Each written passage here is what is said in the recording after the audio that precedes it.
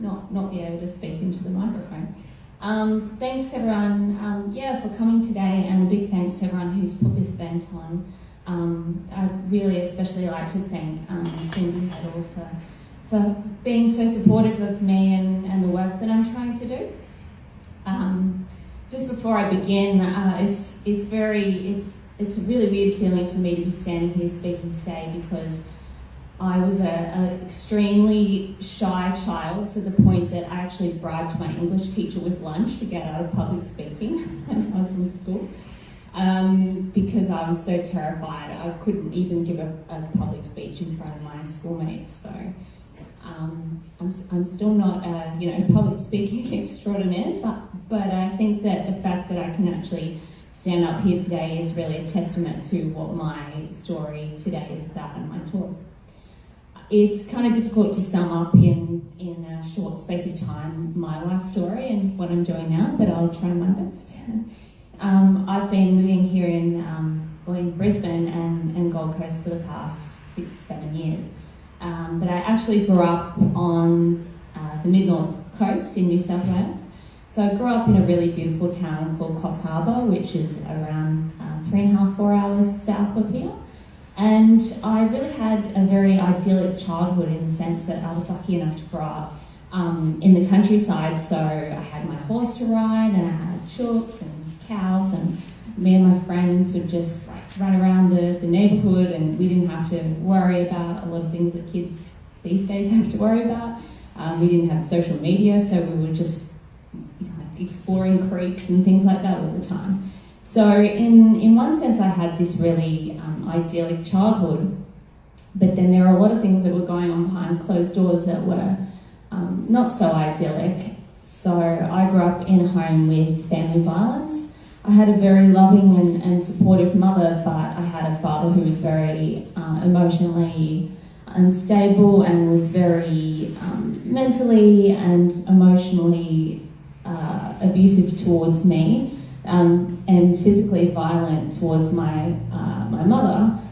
And although I didn't actually witness generally the physical abuse towards her, I knew what was going on. And as a child, it's really hard to deal with. A lot of people say that living with a violent or aggressive person feels like you're walking on eggshells, and that's really what my early teenage and late teenage years were like. So from the age of 10, I really had very severe depression, although I didn't actually know at that time what it was that I was experiencing. I didn't know, what the word was for it. I didn't know what family or domestic violence was. I just knew that I felt incredibly sad and hopeless. I didn't feel that there was anyone that I could speak to. And so I lived with this very heavy burden and this secret, but I did a very great job of hiding what was going on. So in school, I was extremely studious, and I put a lot of pressure on myself to do well. So I did, really excelled at school, and I was great at, drama and art, and a lot of my friends would come over and have sleepovers and think that my dad was this very charming and just normal, nice person, and I think that's really shows the face of, domestic violence and sometimes mental illness as well, is that people can present themselves in a certain way, and it's very easy to cover what is actually going on. And so because of my living with the abuse from my dad, I was extremely, as I said, I was extremely shy, but I also had a lot of self-hatred as well. So I weighed 40 kilos, but I thought that I was this fat, disgusting, ugly person. I didn't think anybody cared about me. I didn't think that there'd ever be anything greater in store for me in life, because, I had this father who was telling me, you're fat, you'll never amount to anything, everything's your fault, it's your fault that your mum and I are fighting, and if we get divorced, it's all because of you, and you should go and live in a home, you should be in a home for, bad girls and things like that. I was such a shy, good girl, like sort of straight A student.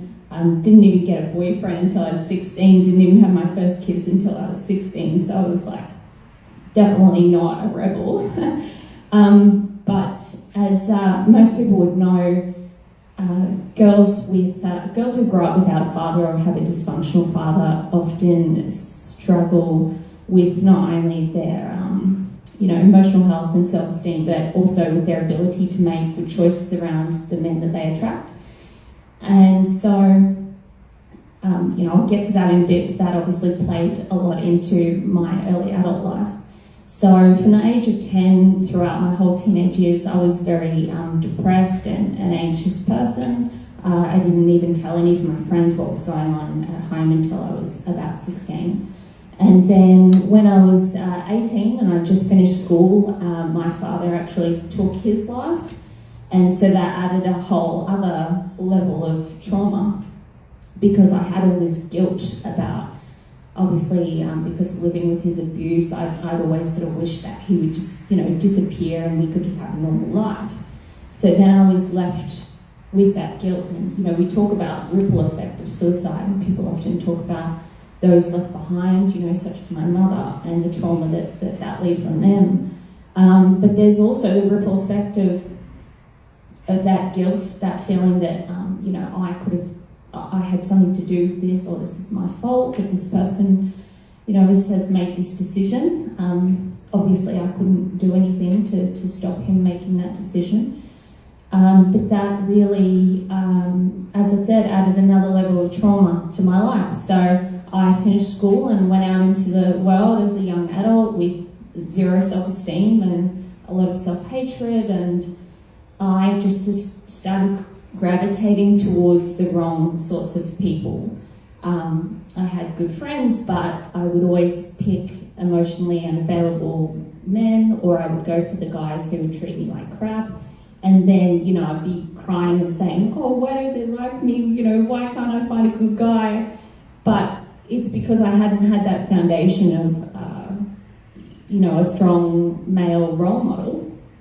So I gravitated towards the wrong sort of guys, and there was a guy who was I thought, a very good friend to me, and I knew him for about 18 months, and we sort of dated on and off.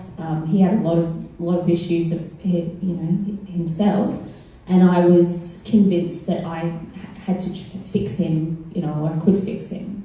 And after 18 months of him saying, that he really cared about me and he had never hurt me, he actually sexually assaulted me. So then I had, everything from my childhood, my dad's death, sexual assault, and I got to this point where I just felt like, that's it. I can't get out of, I don't even want to get out of bed like this. I can't get out of this, And I think that experience could have broken me, but I chose to use that as a real catalyst to change my life. So for me, I decided, I'm going to really pay attention to the choices that I make, and I'm going to try and, turn my life around and actually try and believe that there is something better, because I want to break this pattern. And I think, it's very hard when you're in that situation to feel that, you can break that cycle. But I think it does come down to each of us that we have to get to that point where we're so low that we decide that we're not going to bomb out and that really things can't get any worse. So you've got to try and start making your way out of it. So for me, I did try and go and get some counselling. Unfortunately, the first counsellor I went to, I think it was a free counsellor, a hospital service, and she didn't take any notes down during my session. So when I went back the next time, she couldn't remember anything, and I had to tell my story all over again. So I was like, oh, screw this, I'm not going to come back a third time. So for a couple of years, I just sort of tried to deal with things myself. I was very fortunate to go into a very healthy and loving relationship with a friend of mine, And I think that was a real catalyst in turning my life around, because he actually showed me that I could trust again and helped me to develop my trust again. And then I made the decision to move away to the Gold Coast and sort of try and start my life fresh. And and that's sort of, I guess, like I said before, I just needed to break the patterns of things that were happening in my life, and I felt like I needed a whole fresh new start. So I moved up here to the Gold Coast, and then over the years made my way to Brisbane, and I started getting into writing, trying to discover things that I was passionate about. For me, writing has always been a really great way to deal with any, when I'm going through mental health issues, whether I was going through depression or anxiety. For me, journaling has always been a really great way to understand my feelings and work through them. So through that, I started, I did also have a degree in writing and psychology, so I started to really explore my writing and try and find out what I was passionate about. And through living in Brisbane, I started, doing live music reviews and finding out interesting things that were going on in the community, and became really passionate about, different issues like domestic violence and human trafficking. So I started to work or do a lot of volunteer work with organisations. And then, it got to the point where, as was said earlier, I opened a domestic violence memorial in Brisbane in 2016. And it was actually just after I completed that I started thinking about what I wanted to create next. And I thought about, how interesting it was thinking about my life journey and back to, high school, where I thought that I would never, achieve anything or find anything that I was passionate about, or, I'd never be able to contribute anything of value to the world. And I thought, you know what, there are just so many other people out there who've been through the same as me, or a lot worse. And it's so incredibly sad that we have so many youth especially who don't get that chance to find out what they're passionate about or explore what really makes, what their purpose is, because they just feel that there's nothing better out there for them. And I really wanted to use my life experience to help other people understand that no matter what has happened to you in your life or where you are on your journey, there is always a reason to keep living. There is always something, that you can contribute of value, even if you feel right now that you're an absolute failure and there's nothing better for you. I can, hand on heart say that there is no, suicide is not going to solve whatever you have been through or what you're currently going through. It's not the answer, and you can make it through your tough times, and I really want to stress that. It doesn't mean that they'll go away overnight, but it is possible to move through them, or it is possible to come to a place where you can handle, you've got the tools and strategies to handle your mental health issues, so you can function, well, and you can, explore things that you're passionate about. So through thinking about that, I decided that I really wanted to tackle the issue of suicide, because, as Ivan was saying earlier, despite all of the government funding and the programs we've got, suicide has been continuing to rise. And I thought, why is that? And why is it that people can't find the resilience to push through? So I decided that I wanted to create this project, which was to create this book of real lived experiences from people all over Australia, and find out, what's helped other people on their journeys. Because I can speak about things that have helped me, but we all have such diverse life journeys, and it's really fascinating when you sit down and talk with people and find out what's helped them, and what they've been through and what their messages are, what worked, what didn't work. And so over a period of about 6 months, I interviewed 9 people from around Australia, from as far as Aboriginal communities in Western Australia through to a couple of people here in Brisbane, New South Wales, and people that have gone through really just so many different things, everything from losing a child to war-based PTSD. There's an incredible woman from the Gold Coast here, Lauren Watson, who broke her back when she was 19, and she's now a circus aerial performer. And, you know, people who've gone through eating disorders, you know, anxiety, racism-based anxiety, struggles around their sexuality, so many different things, but each person has a very unique perspective to share and a very interesting story to tell about why they're still here and, you know, why they made the choice to keep living. And so, you know, that's really been, really fascinating to me to sit down with each of these people and hear their stories. And that's really my message, and the message of my book is just about, you know, living one more day, every day. Every day we make that decision. You know, today might be a really tough day, but I'm going to get out of bed, even if it's just as simple as, you know, pushing yourself to get out of bed, going and seeing your doctor and saying, you know, I need help, or my medication isn't working, you know, I need something else. You know, making that appointment with your psychologist, going for a walk, calling a friend and just being vulnerable and saying, I'm really struggling today, I need to get out of the house, you know, can we catch up? And that's one of the things with speaking with people is that, you know, one of the women in the book, Nicole Gibson, was saying to me, you know, many, many years ago, thousands of years ago, you know, we had these rituals that really brought people together. You know, people used to sit around a, you know, campfire or, you know, things like that and talking. And even in today's generation, if it's just sitting around the TV with some friends, watching a funny movie and talking, or, you know, whatever it might be, going for a walk with a friend, going for a coffee date, we need that sense of community. We weren't created to just live alone and just, you know, live in a bubble and go to work and come home and put on a smile and post a happy photo on Instagram and pretend that our lives are perfect.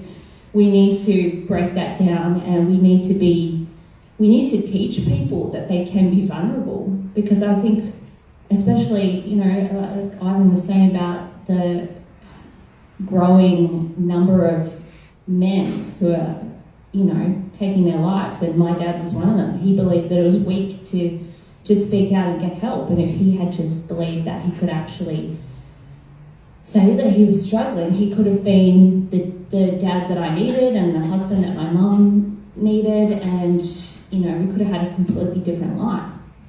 We really need to teach people, number one, starting with our friends, that it's completely okay to have tough times and to struggle, and it's okay for them to reach out to us and be, you know, open and honest about what they're going through.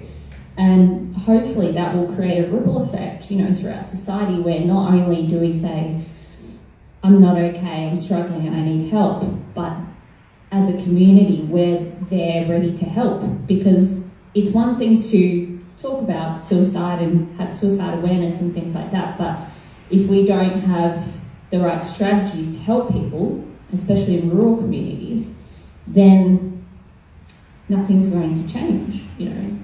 So, it's really I'm very passionate about trying to change our society through, you know, for me it's through the power of storytelling and the power of words and writing, trying to let my friends know whenever possible that they can come to me, teaching myself that it's okay to go to my friends and ask for help, because even I still struggle with that. Sometimes I want to just hide away and not tell people what's going on. So my message today, just to, you know, finish up, is if you are struggling, please don't suffer alone. Please don't, you know, just fill your Instagram feed with happy photos and create this bubble where your friends don't know that they need to be there for you. And if you're struggling, please get help. There's no shame. We're all human. We all go through shit, and we all need help sometimes. So please be there for one another. Teach your friends that they can come to you, and if anybody wants to chat with me further, please, yeah, come and have a chat with me after. Thank you.